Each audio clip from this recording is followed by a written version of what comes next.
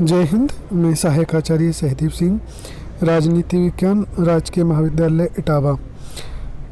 आज हम पढ़ेंगे भारतीय संविधान में केंद्रीकरण की प्रवृत्तियाँ। इससे पूर्व हमने भारत में संघ के स्वरूप के विषय में चर्चा की थी और जो संघात्मक और एकात्मक व्यवस्थाएं कैसी होती हैं उनके बारे में जाना था। तो जो संघ का स्वरूप है वो हमारे जो संघ का स्वरूप है वो कनाडा की संघीय व्यवस्था से मिलता जुलता है। भारतीय संघ राज्यों के आपसी सम्मेलन और समझौते का परिणाम नहीं है। अनुच्छेद 1 में यह उल्लिखित है, इंडिया जो कि भारत है राज्यों का यूनियन होगा। यहाँ पर फेडरल शब्द की जगह यूनियन शब्द का प्रयोग किया गया है। संविधान में संघ सरकार अत्यधिक शक्तिशाली है और भारत में लिखित संविधान है जिसके द्वारा केंद्र और राज्यों के मध्य शक्तियों का विभाजन किया गया है।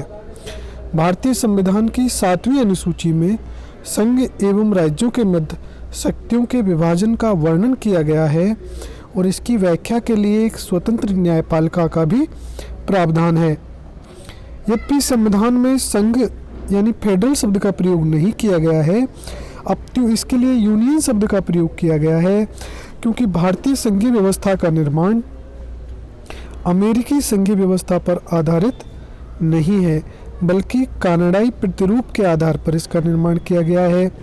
तो हम देखते हैं भारतीय संविधान में केंद्रीकरण की प्रवृत्तियाँ क्या हैं, यानी भारतीय संघीय व्यवस्था का झुकाव केंद्र की ओर है।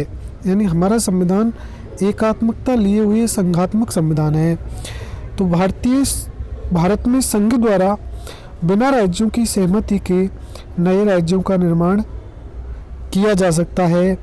राष्ट्रीय हित व अंतर्राष्ट्रीय समझौतों के मुद्दे पर संघ सरकार के द्वारा राज्य सूची के विषय पर भी विधि निर्माण किया जा सकता है। इसलिए ये कैसे झुकाव हैं? ये संघात्मक व्यवस्थाएं के झुकाव हैं। अब अवशिष्ट विषयों में क्या लिखा है? भारतीय संविधान में 3 सूचियां हैं, संघ सूची, राज्य सूची और समवर्ती सूची।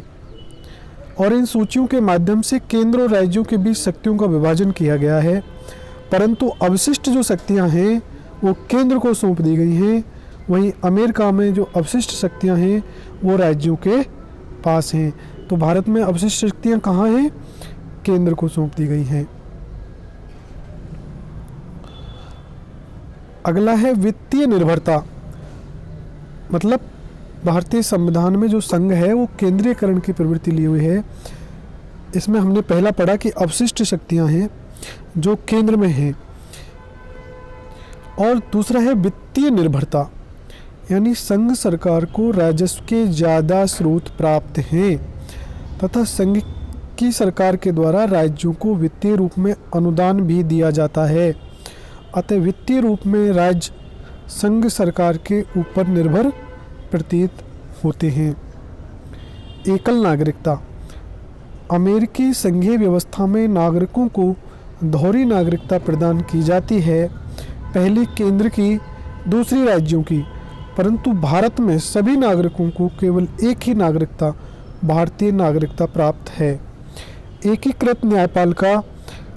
भारत में न्यायपालिका का संघ एवं राज्यों के बीच विभाजन नहीं किया गया है, अतः केंद्रीय विधि की सुनवाई उच्च न्यायालय में भी संभव है, जबकि उच्चतम न्यायालय में राज्यों की विधि का परीक्षण किया जा सकता है।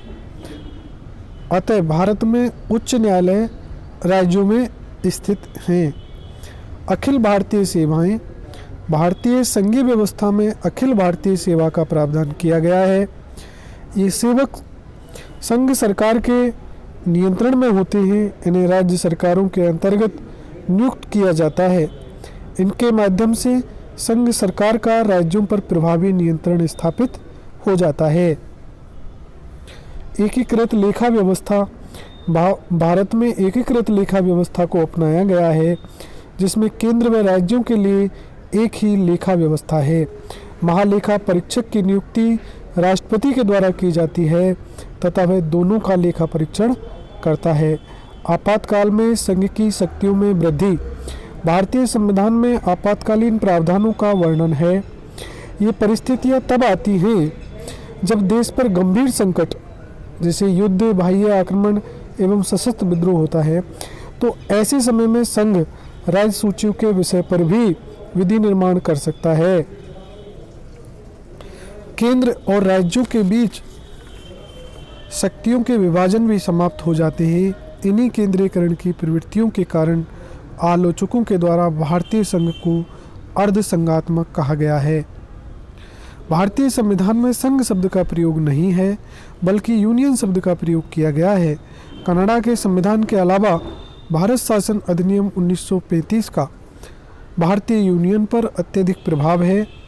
भारतीय समाज संघात्मक है, इसलिए शासन प्रणाली संघात्मक अपनाई गई है। यद्यपि संविधान में संघ शब्द का प्रयोग नहीं किया गया है। तो ये थे भारतीय संघीय व्यवस्था की केंद्रीकरण की प्रवृत्तियों की विशेषताएं, जैसे अवशिष्ट शक्तियां जो केंद्र में निहित हैं और राज्य वित्तीय निर्भर हैं केंद्र के ऊपर, और हमारे देश में एकल नागरिकता का प्रावधान है, जबकि अमेरिका में नागरिकता दोहरी है। और यहाँ जो न्यायपालिका है वो भी एकीकृत न्यायपालिका है। ऐसा नहीं है कि राज्यों के न्यायालय अलग हैं, यानी उच्च न्यायालयों में भी केंद्रीय विधि की सुनवाई हो सकती है।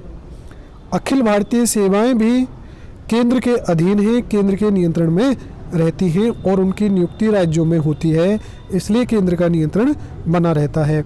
और लेखा सेवा भी एकीकृत है और आपातकाल में संघ की शक्तियों में वृद्धि हो जाती है। राज्य सूची टेक्निकल रूप से संघ सूची में बदल जाती है।